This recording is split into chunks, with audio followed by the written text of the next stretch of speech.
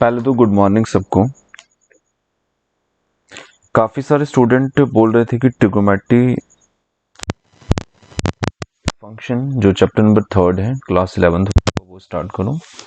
तो आज जो है मैं वही वाला चैप्टर जो है स्टार्ट करने वाला हूं, उसका इंट्रो बताएंगे आपको काफ़ी बढ़िया तरीके से। देखिए चैप्टर का जो नाम है वो ट्रिगोनोमेट्री फंक्शन है। मैं नाम लिखने वाला हूँ इधर।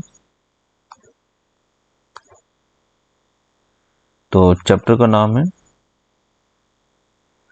Trigonometric function. चैप्टर 3 है ये आपको याद रखना है। चैप्टर नंबर 3 है। तो सबसे पहले हम बात करते हैं ट्रिग्नोमेट्री क्या होता है। तो ये आपको याद रखना है।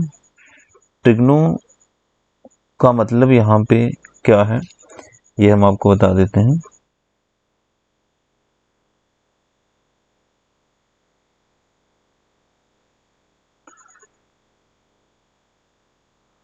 देखिए ट्रिग्नो का जो मतलब है उसका मतलब ये है, ट्रिग्नो मीन ट्राइंगल्स होता है और जो मैट्रिक है उसका मतलब मेजरमेंट होता है।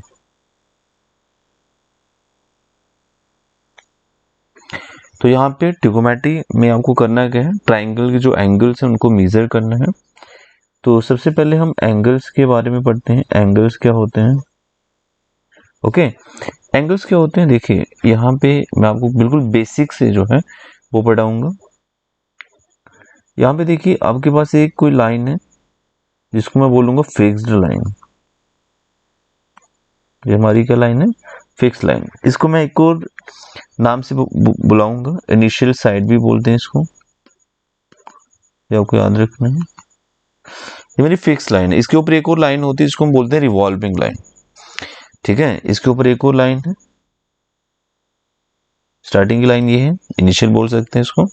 इसके ऊपर एक और लाइन है बट वो लाइन आपको दिखेगी नहीं, मैं कोशिश करता हूँ दिखाने की। देखिए मैं इस लाइन को रिवॉल्व कर रहा हूँ।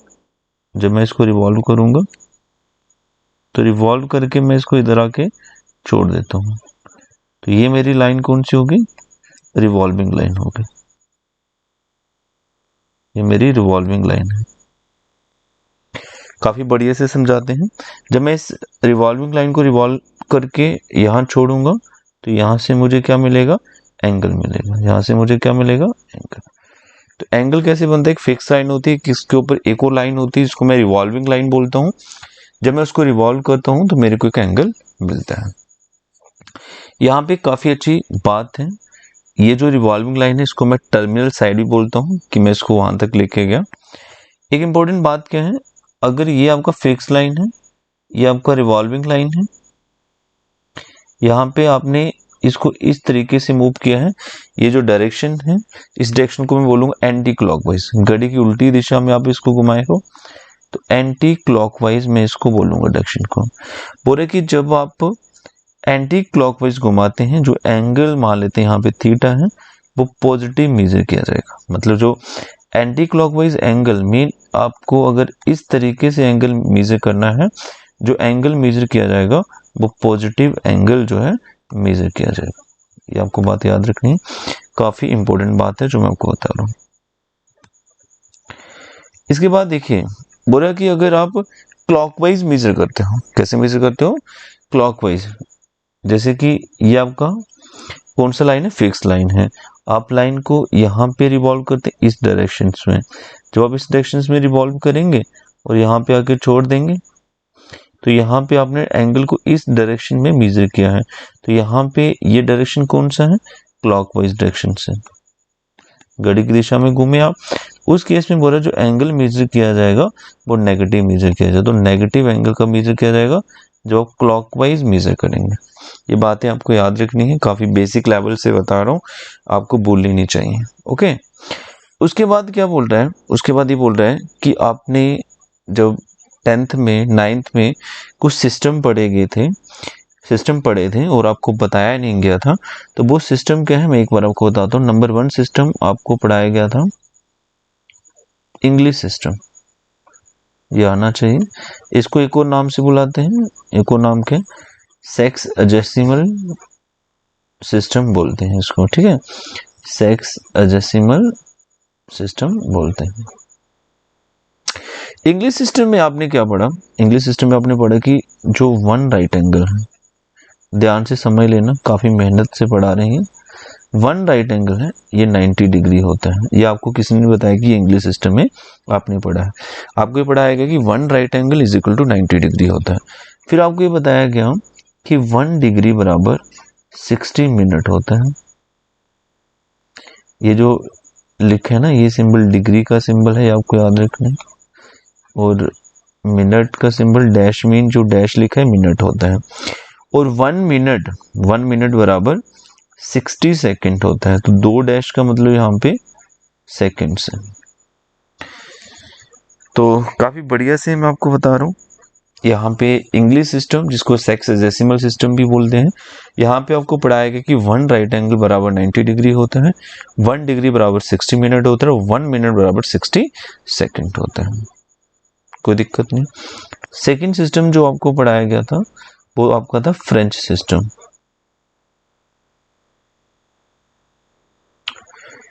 फ्रेंच सिस्टम में को एक और नाम से बुलाते हैं सेंटीसिमल सिस्टम।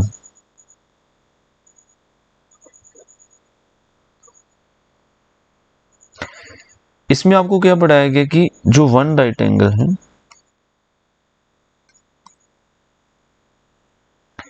उसको हम 100, ये जो जी मतलब है 100 ग्रेड के बराबर होता है। 1 राइट एंगल किसके बराबर होता है? 100 ग्रेड के बराबर फ्रेंच सिस्टम में आपने पढ़ा। इसमें आपको एक और चीज पढ़ाया गया कि 1 ग्रेड जो होता है, जी मीन ग्रेड, ये 100 मिनट के बराबर होता है। ये आपको याद रखना है।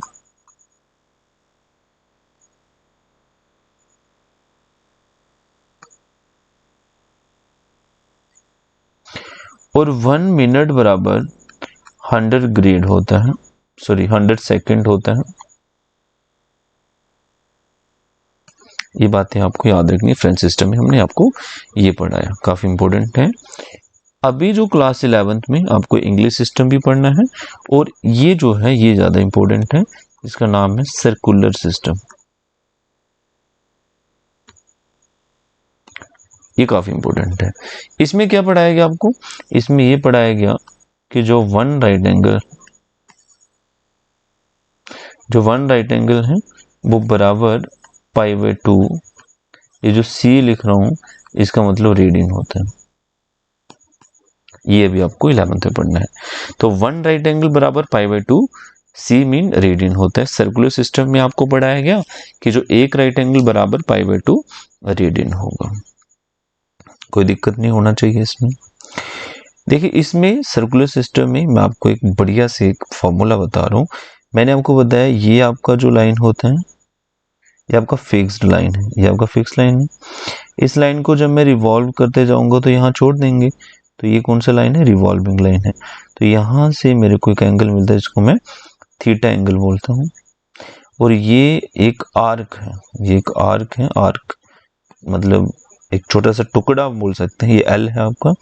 और ये अगर मैं इसकी बात करूं तो ये आपका रेडियस कहलाएगा। ये क्या कहलाएगा? रेडियस, जिसको मैं स्मॉल आर से लिखूंगा। और थीटा जहां पे मेरा एंगल होगा। तो एक फॉर्मूला मैं आपको बता रहा हूं कि जो एंगल होता है वो आर्क बाय रेडियस होता है। ये बात आपको याद रखनी है। कहाँ पढ़ा? सर्कुलर सिस्टम में, याद रख लीजिए। ये आपको कहाँ पढ़ा है? सर्कुलर सिस्टम में आपने इसको पढ़ा है। काफी बढ़िया से आपको बता रहे हैं, तो एक बार समझ लें। Angle is equal to arc by radius. Angle आपका थीटा है, आर्क आपका एल है, और रेडियस आपका आर है। तो theta equal to L by R आपने फार्मूला पढ़ा सर्कुलर सिस्टम में। तो सर्कुलर सिस्टम में मेजरमेंट कैसी होती है बच्चे? कोई आपसे पूछ ले तो आपको ये बताना है कि इसमें रेडियन में मेजरमेंट होती है। देखिए, इसमें एक बात आपको याद रखना है कि एल और आर जो है इनका यूनिट है, मस्ट बी सेम यूनिट इनका होना चाहिए। ठीक है, तो एल और आर का यूनिट अगर एल का सेंटीमीटर है तो आर का भी सेंटीमीटर होना चाहिए। ये बात आपको इसमें याद रखनी काफी इंपॉर्टेंट है। इसके बाद अब पाई की वैल्यू जब 10th में बच्चे आते हैं तो बच्चों ने याद करी होती है 22/7 3.14, ये बच्चों ने पढ़ी होती है। बट 11th में आके हम आपको बताएंगे कि जो पाई होता है वो 180 होता है। हम ये भी बताएंगे पाई 180 कैसे होता है। उसके लिए आपको हम पढ़ा रहे हैं एक रिलेशनशिप। तो ये रिलेशनशिप आप प्लीज एक बार देख लीजिएगा। तो क्या है ये देखें, relationship between a radian and degree. Okay, relationship between radian and degree. तो रिलेशनशिप क्या है ये हम आपको बता दें, क्या रिलेशनशिप है।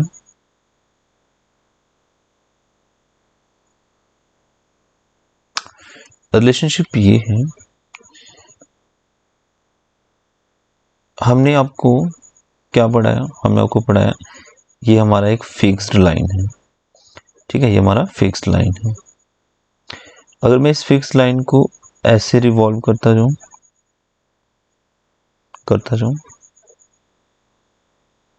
मैंने आपको ये बताया ये एंगल बनेगा, है ना, ये एंगल बनेगा, इसको मैं थीटा बोलूंगा, बट ये एंगल थीटा होगा। अगर मैं इस लाइन को ऐसे रिवॉल्व करते जाऊं तो यहां पे आके छोड़ देंगे। तो ये आपको हमने एक फॉर्मूला पढ़ाया थीटा इक्वल टू L/R होता है।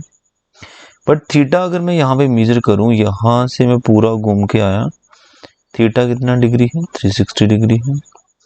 आर्क कितना सा आर्क होता है, बट आर्क यहाँ पे तो ये पूरा आर्क बन गया। आर्क क्या है, एक सर्कल का सर्कमफ्रेंस। तो सर्कल का सर्कमफ्रेंस कितना होता है 2πr होता है। और नीचे रेडियस तो सेम ही रहेगा क्योंकि आर कभी चेंज नहीं होगा। आर से आर कट हो गया, 360 बराबर 2π आ गया। 2 से कट हो गया 180 से, तो 180 बराबर पाई आ चुका है। तो ये मैंने आपको बता दिया कि पाई 180 कैसे होता है। काफी कम बच्चों को पता होता है, तो प्लीज इसको याद कर लें। पाई की वैल्यू 180 होती है। तभी तो आप देख सकते हैं, अगर मैं इस पाई की जगह पे 180 लिख देता हूं और 2 करें, कितना आंसर आता है 90। तो ये डिग्री में कन्वर्ट हो जाता है। तो ये आपको पता होना चाहिए। तो पाई का मतलब 180 होता है। इसी से दो फॉर्मूलेस बनते हैं। आपको क्वेश्चन पूछ लेगा कि रेडियन मेजर फाइंड करो, degree measure given, degree measure पूछ लेगा, रेडियन मेजर गिवन। तो आप चाहें तो इस तरीके से पाई को नीचे लेके भी बना सकते हैं, बट मैं आपको डायरेक्टली दो फॉर्मूलेज लिखा देता हूँ। इसी से बने हैं, वही इसी से बने हैं। पहला फार्मूला, रेडियन मेजर आपको अगर निकालना होगा, RM मीन रेडियन मेजर है, DM मीन डिग्री मेजर है। रेडियन मेजर निकालना होगा तो डिग्री मेजर को आपको पाई 180 से मल्टीप्लाई करवा देना है। नंबर 1 फार्मूला, काफी इंपॉर्टेंट फार्मूला, नहीं आता होगा, एक भी क्वेश्चन नहीं आएगा आपको। नंबर 2 आपसे पूछेगा डिग्री मेजर बताइए। तो रेडियन मेजर मैं इसको याद भी करवाता हूँ, इनटू में 180/पाई करना है। मैंने कैसे याद किए हैं आपको मैं वो तरीका बताता हूँ। मैंने किया था कि अगर रेडियन मेजर है उसमें पाई दिखता है तो पाई 180 से मल्टीप्लाई कर दो डिग्री मेजर को। डिग्री मेजर में डिग्री दिखता है तो 180 डिग्री बाय पाई से मल्टीप्लाई कर दो, बात खत्म। इसमें ज्यादा टफ बात ही नहीं, काफी आसान तरीका मैंने आपको बता दिया, आप बढ़िया से कर सकते हैं। एक क्वेश्चन हम लेते हैं, एक एग्जाम्पल जो है वो देख लेते हैं, अगर कोई मिलता है हमें अच्छा सा उसको डिस्कस कर लेते हैं। तो देखिए क्या एक एग्जाम्पल्स लेते हैं हम। जैसे हमें एक क्वेश्चन उसने दे दिया है,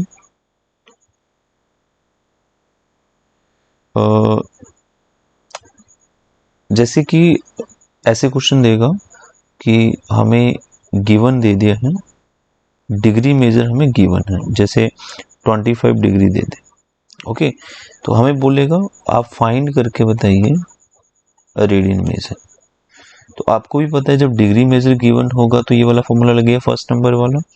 हमने क्या करना है, radian measure is equal to degree measure कितना है 25 इंटू में पाई 180 लिखना है। ये देखिए ये 5 5 का 25 36 से चला जाता है, तो बस कितना आसान है, 5 पाई 36 और ये रेडियन में कन्वर्ट हुआ तो सिंबल C आएगा। बताएं आसान लग रहे हैं? काफ़ी आसान है, इसमें कोई दिक्कत वाली बात नहीं है। एक और मैं आपको एग्जांपल बता देता हूँ, ठीक है। एक और एग्जांपल हम बता देते हैं, जैसे कि मैं आपको बताता हूँ, जैसे कि आपको ऐसे भी एग्जांपल दे सकते हैं कि आपको रीडिंग मेजर गिवन दे दें, ठीक है। रीडिंग मेजर आपको गिवन दे दें, जैसे हमने आपको यहाँ पे लिख देते हैं 6 पाई लिख दो, जैसे लिख दें, ये 2 पाई दे दे आपको रीडिंग मेजर, और आपको बोले फाइंड करें डिग्री मेजर।